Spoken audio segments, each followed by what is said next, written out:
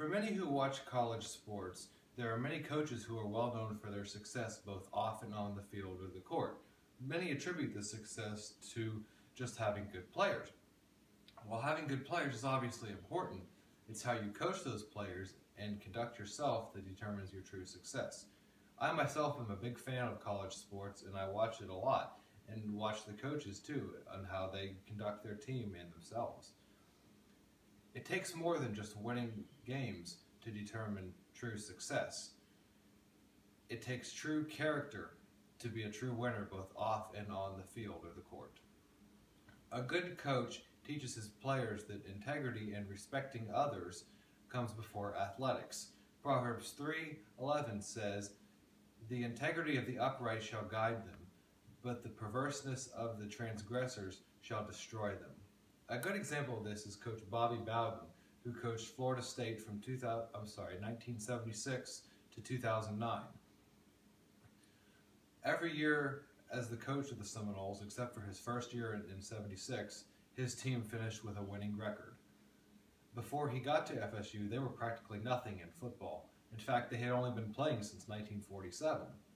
Bowden is a devout Christian and is open about his faith.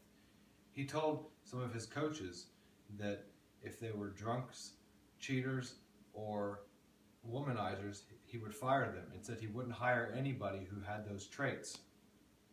Another coaching great is Coach John Wooden of UCLA men's basketball, who coached the Bruins from 1949 to 1975. He is arguably the best coach in NCAA basketball history. He led UCLA to 10 championships in 15 years, from 1960 to 1975. He was a devout Christian himself, too, and he carried a silver cross in his hand that his pastor gave to him before he entered the Navy.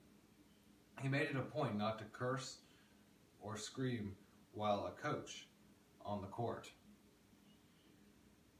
1 Corinthians 15:33 says, "Be ye not deceived. Evil communications corrupt good manners."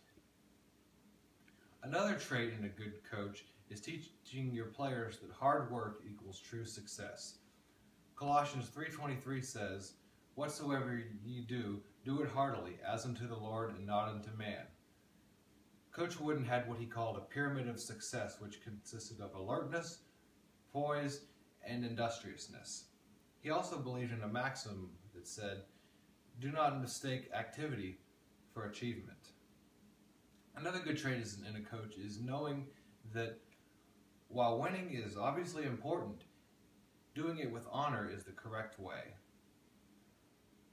Psalms 1:1 says, "Blessed is the man that walketh not in the counsel of the ungodly, nor standeth in the way of sinners, nor sitteth in the seat of the scornful." Also, Proverbs 3:1 says, "My son, forget not my law, but keep in thine heart my commandments." In conclusion, winning games is obviously very important, but it's how you do them that matters most. I believe that God blesses integrity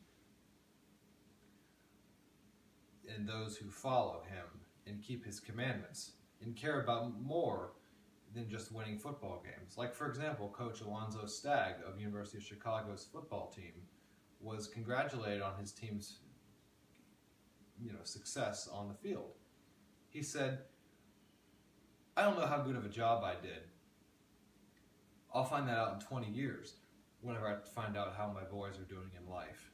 That's vital because he cared not only about his players on the field, but he cared about them off the field as well. And I believe that attitude is that of a winning coach, and that God blesses men who honor him and care about keeping his word.